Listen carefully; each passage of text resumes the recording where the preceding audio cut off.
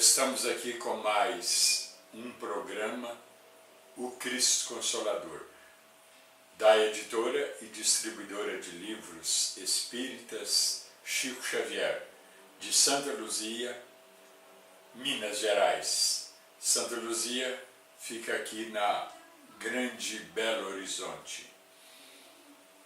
Este programa, ele tem o objetivo de mostrar o que é a doutrina espírita, principalmente para os nossos irmãos não espíritas, e que muitas vezes não têm uma informação correta a respeito da doutrina, como foi, por exemplo, o meu caso. Eu estudei para padre redentorista e durante uma boa parte da minha vida, dessa reencarnação, eu tinha uma ideia negativa da doutrina espírita. Só mais tarde é que eu fui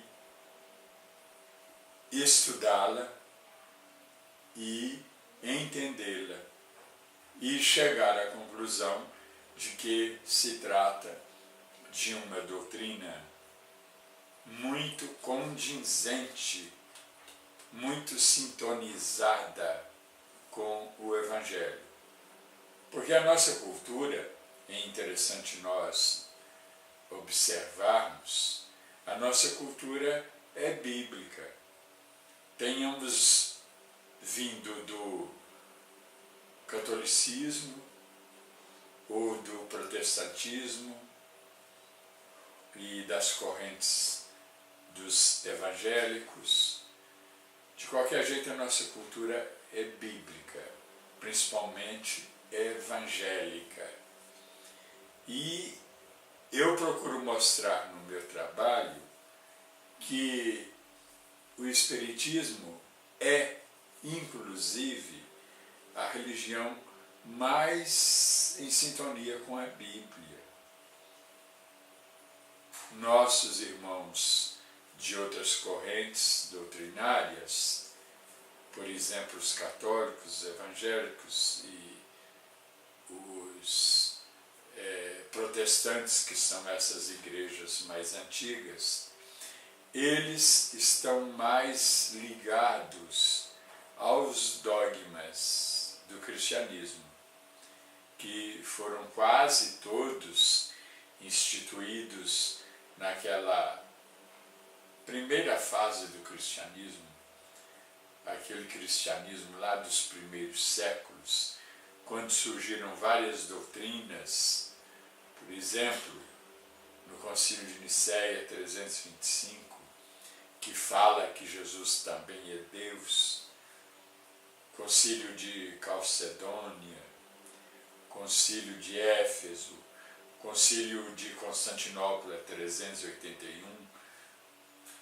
Concílio de Constantinopla também 553, é aquela fase em que a maioria dos dogmas do cristianismo surgiram.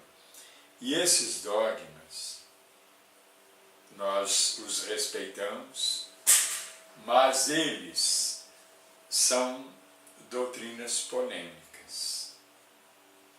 E exatamente porque são doutrinas polêmicas é que eles foram transformados em dogmas, ou seja, doutrinas que os cristãos, os católicos, porque naquele tempo só havia os católicos, eles eram obrigados a crer nos dogmas. Obrigados da seguinte maneira: o indivíduo não podia contestá-los, não poderia falar de público contra eles. E às vezes até o indivíduo falando contra os dogmas entre os seus familiares, acontecia dos seus familiares denunciarem essa pessoa que não aceitasse algum dogma. Houve muitos casos de filhos denunciarem os seus próprios pais, porque os pais contestavam alguns dogmas. Então criou-se uma doutrina, a doutrina dos dogmas, tornou-se muito presente, muito forte no cristianismo, a ponto de os cristãos até hoje têm receio de falarem contra algum dogma. Eu creio que exista no inconsciente coletivo das pessoas um certo trauma, um certo medo de falar contra um dogma, porque eles foram muito assim, enfatizados, muito comentados. Por exemplo, aquele credo que é citado na hora da missa, ali está praticamente a maior parte dos dogmas. E o indivíduo então sempre repetindo, creio nisso, creio naquilo. Por exemplo, creio no Espírito Santo, na comunhão dos santos, na ressurreição da carne e outros dogmas. Então, a coisa ficou assim, sem querer fazer ironia, deboche, desrespeito, mas a coisa ficou mais ou menos assim, como sendo um produto de uma lavagem cerebral. Então, os dogmas, eles são doutrinas importantes dentro do cristianismo, mas importantes porque exatamente o próprio cristianismo deu essa importância. Os teólogos deram essa importância aos dogmas. Importância tamanha que eles ficaram sendo até mais comentados do que os próprios textos evangélicos. Quer dizer, pregava-se, e ainda hoje prega-se mais, uma doutrina de dogmas dentro do cristianismo do que se prega o próprio evangelho. A própria palavra, o próprio ensino de Jesus. Então isso é lamentável. E aí então quero destacar o que eu já falei. Nós espíritas, nós seguimos mais os evangelhos. Os dogmas é que nós não seguimos. Por quê?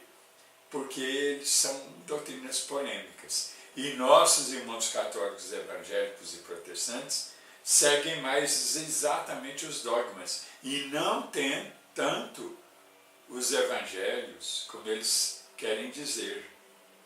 Não. Só que muitos nem sabem disso, porque os pastores, os padres vão pregando, eles não falam que se trata de dogma. Por exemplo, quando se fala na Santíssima Trindade, nenhum padre vai falar que essa doutrina ela não está na Bíblia, ela foi acrescentada na Bíblia, mas nos originais não. O Espírito Santo, também o padre não vai falar isso, que ele não está na Bíblia, está lá, mas não com o sentido que lhe deram. Deram a ele um sentido diferente, porque o Espírito Santo, na verdade, na Bíblia, ele significa alma, espírito humano. E a ideia que se tem, que foi criada, é daquele Espírito Santo, terceira pessoa da Santíssima Trindade. Só ele. E que é uma doutrina misteriosa, confusa, e que os teólogos falam que nós não podemos entender mesmo, porque é uma doutrina contraditória, mas eles falam que é mistério de Deus. Na verdade, é mistério dos teólogos, porque eles é que ensinaram isso, eles que criaram e pregaram essa doutrina. Então, nós espíritas estamos mais ligados aos evangelhos. Por isso, nós somos os verdadeiros evangélicos. E nossos irmãos católicos, protestantes e evangélicos estão mais ligados, mais presos aos dogmas. Há um conjunto de doutrinas que são dogmáticas e que não têm o respaldo bíblico. E porque não tem o respaldo bíblico, ficaram polêmicas. E porque ficaram polêmicas, foram transformadas em dogmas. E há de quem negasse um dogma lá na época da Idade Média e morria na fogueira da Inquisição. Então, eu queria deixar isso bem claro. Agora, e creio que ficou, mas se você tiver alguma dúvida, mande para nós um e-mail. Vou citar aqui o e-mail do programa: contato@editora-chico-xavier.com.br. Repetindo, contato@editora-chico-xavier.com.br. Tudo junto. Aí você pode mandar para nós as perguntas que você quiser a respeito da doutrina e principalmente fazendo um paralelo com o Evangelho, com a Bíblia. O trabalho meu tem essa característica. Inclusive, eu tenho um programa também na TV Mundo Maior, toda quinta-feira às 8 da noite. E também ele é reprisado nos domingos às 11 da noite. Então, quinta-feira às 8 horas da noite e reprisado nos domingos às 23 horas ou 11 horas da noite. Um programa que eu tenho na TV Mundo Maior e que tem o nome de Presença Espírita na Bíblia. Para lá também você pode mandar suas perguntas. O e-mail lá é PENB. P de pato. N de nada. B. Esse B aí é da Bíblia. Repetindo, PENB, @redemundomaior.com.br. Você pode mandar também suas perguntas para lá. E aproveito logo que eu estou divulgando o programa de TV, o Transição, que é um programa espírita muito interessante também, na Rede TV, a manchete antiga, Rede TV, nos domingos às 4h15 da tarde. Domingos, 4h15 da tarde. Ligue lá na Rede TV e você vai gostar do programa Transição, ao qual eu costumo ir. Não todos, é claro, mas de vez em quando eu apareço lá. Programa Transição, programa espírita, na Rede TV, aos domingos, às 4h15. Mas vai ficar para o próximo programa eu continuar desenvolvendo um pouco esse assunto a respeito dos dogmas e dos evangelhos, que nós, espíritas, seguimos mais os evangelhos, enquanto nossos irmãos de outras correntes seguem, correntes cristãs, eu diria, seguidoras da Bíblia, eles seguem mais os dogmas, que nós respeitamos, mas nós seguimos mais o evangelho.